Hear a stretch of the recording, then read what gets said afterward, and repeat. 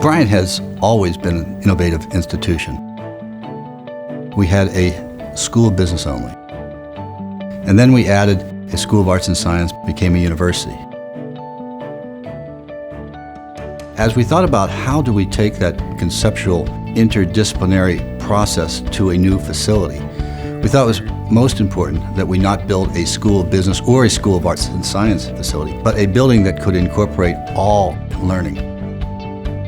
The completion of the Academic Innovation Center is the culmination of Bryant Builds. It's a program that invested $75 million into Bryant University's campus. It's the largest investment we've ever had. It was possible because of generosity of alumni, friends, and many people who invested in Bryant University. What was most interesting for me about this project at Bryant was the very nature of the endeavor was about the future.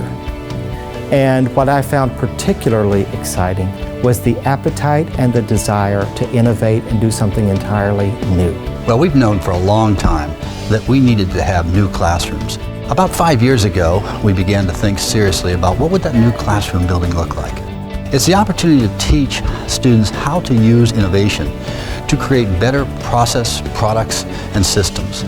Our faculty were integral to the design and building of this building.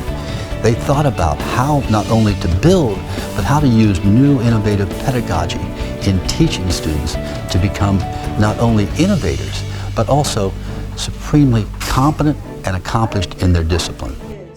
When I talk about the building, I like to think that it is an entirely new type of academic building. In fact, it's a new prototype in general in academia, not only for Bryant, but if we think about the larger context of higher education. What the building is intending to do is to create an entirely new realm for interaction. In fact, the driver for the building was how do we actually create an environment whose primary genesis is the idea of intellectual collaboration. What we have here are not just flat classrooms, but we have flat classrooms which are integrated with technology.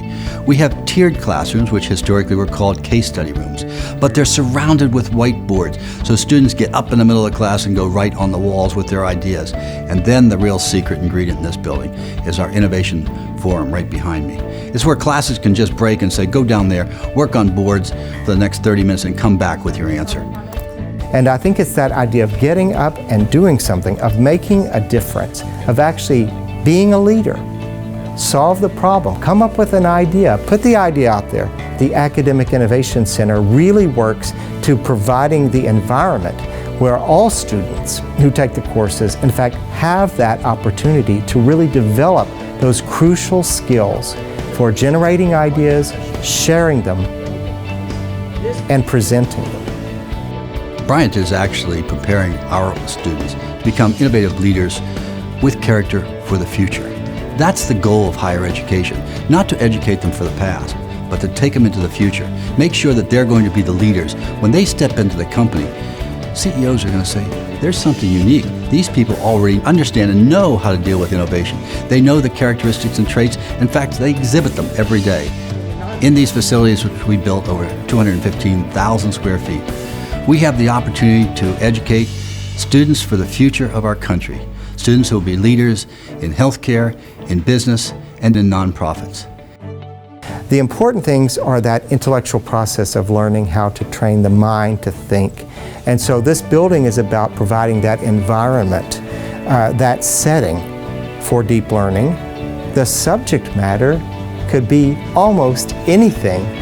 It's providing that environment that would encourage the learning process. It's what the building is about. When I look back at the history of Bryant University over the last 20 years that I've been here, we have a rich history, but tonight is an exclamation point in that history. It's an opportunity for us to begin to diverge into the future. We're on a trajectory of greatness.